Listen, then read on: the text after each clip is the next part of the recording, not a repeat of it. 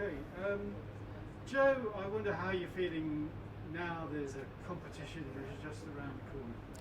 Yeah, really looking forward to competing again. Obviously, a huge gap from September 2019 till now. So to have a race on the agenda is very exciting and can't wait to get out there. How have you coped over the last 12 months?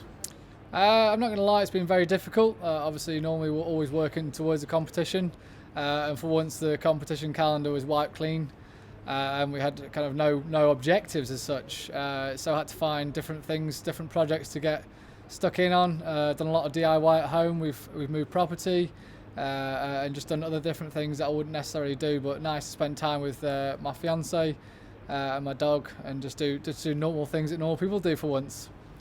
Have you found it mentally challenging? Yeah, it's been really mentally challenging, just having that big gap between racing and nothing to work towards. Like normally we work every month at a time, or 6 weeks on certain objectives, every goals working towards something, and for once there's nothing there. It was a really strange feeling, something we don't normally go through as athletes, so to have that big gap, it was almost a void in my life, and almost maybe reevaluate everything and look at things in a different way, but provided a different challenge that we don't normally encompass. So to try that and actually come through it is, it's nice.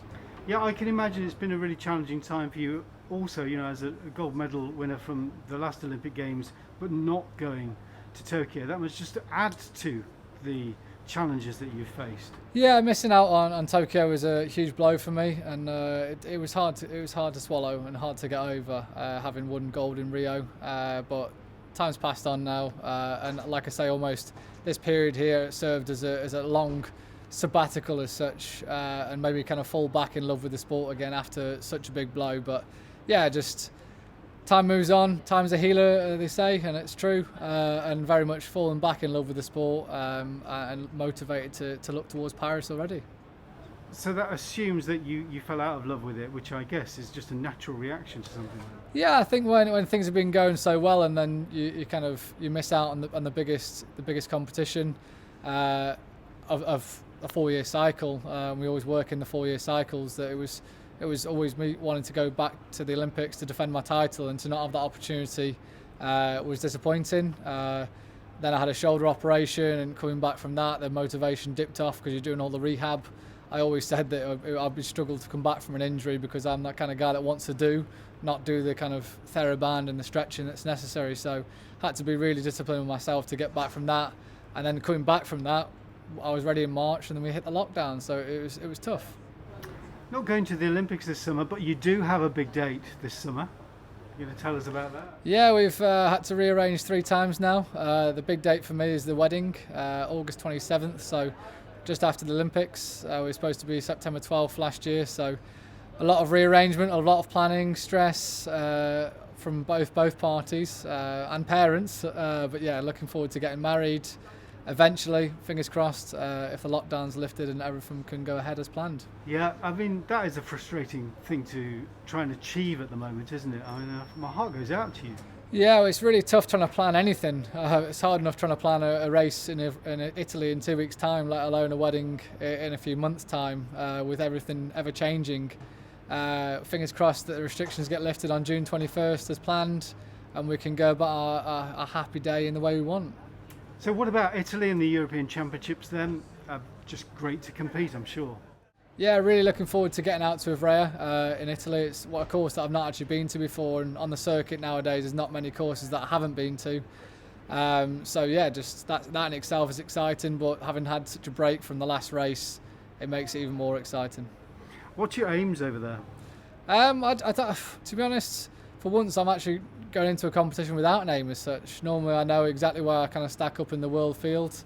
Having had such a break and not seeing any of the international paddlers, even in training, it's hard to know where I will stack up.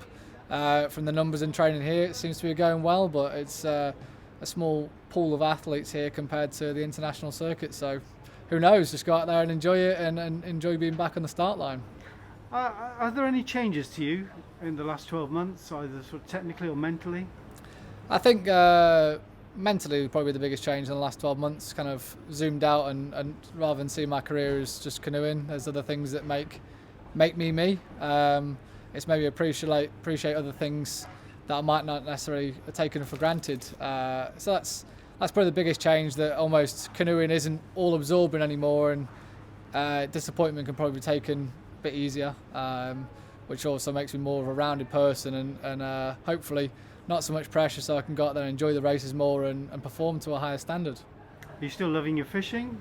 Yeah, it's been tough, obviously with the restrictions and stuff, and not being able to get out there, and you can't go fishing with a friend. That's normally more of a social for me. Ryan Wesley, one of the athletes I train with, we normally go together. So with the new restrictions, you can't fish on the same pitch. So we haven't been for a while, but this summer, hopefully with a bit more ease of restrictions, we can get out there in the sun and land some big carps.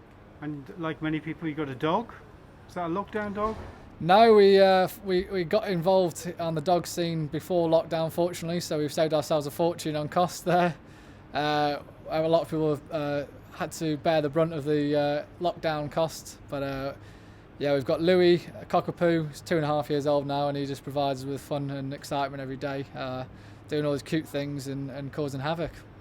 Brilliant. Well, it must be great to be getting on a plane again and going somewhere and actually competing. I guess you're so looking forward to that. Yeah, really looking forward to getting on a plane, getting racing internationally. Just fingers crossed everything goes smoothly and we can get on that start line. That's almost the biggest hurdle to overcome for now. Brilliant. Thank you, Joe. Cheers.